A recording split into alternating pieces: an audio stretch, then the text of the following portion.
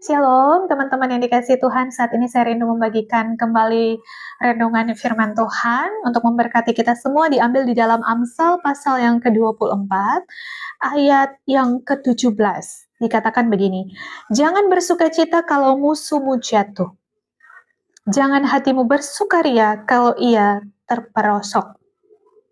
Firman Tuhan saat ini mengingatkan kepada kita bahwa jangan kita bergembira atau bersukacita kalau musuh kita jatuh. Ibaratnya mungkin kalau kita melihat dia mengalami proses atau dia mengalami pergumulan. Dan ternyata itu adalah musuh kita. Musuh kita ibaratnya mungkin orang yang membenci kita atau pernah ada masalah dengan kita. Tapi kita bersukacita ketika melihat dia dalam keadaan yang terpuruk. Nah, kalau kita bersukacita dengan keadaannya seperti itu, bukan malahnya kita mendoakan supaya dia kuat untuk menghadapi proses kehidupannya, tapi malah kita bersukacita. Ternyata firman Tuhan bilang, jangan. Berarti tidak boleh kita bersukacita di dalam keterpurukan orang yang mungkin tidak mengasihi kita.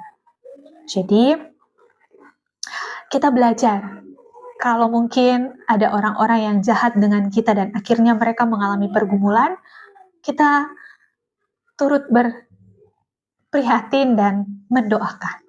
Kalau kita sudah bisa mendoakan mereka yang kita lihat dalam keadaan terpuruk, sekalipun mereka pernah menyakiti kita, berarti hati kita sudah beres dan hati kita sudah pulih.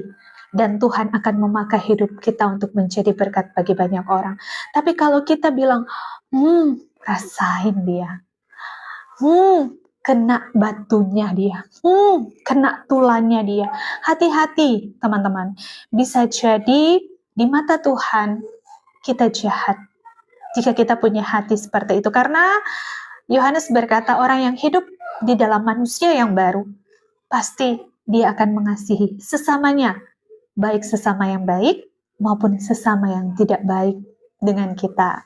Jadi firman Tuhan mengingatkan kepada kita, jangan sampai nantinya Tuhan berbalik dan menghajar kita karena kita tertawa dengan keadaan orang yang mungkin pernah menyakiti hati kita. Jadi teman-teman, firman Tuhan malam hari ini mengingatkan kita untuk mendoakan mereka.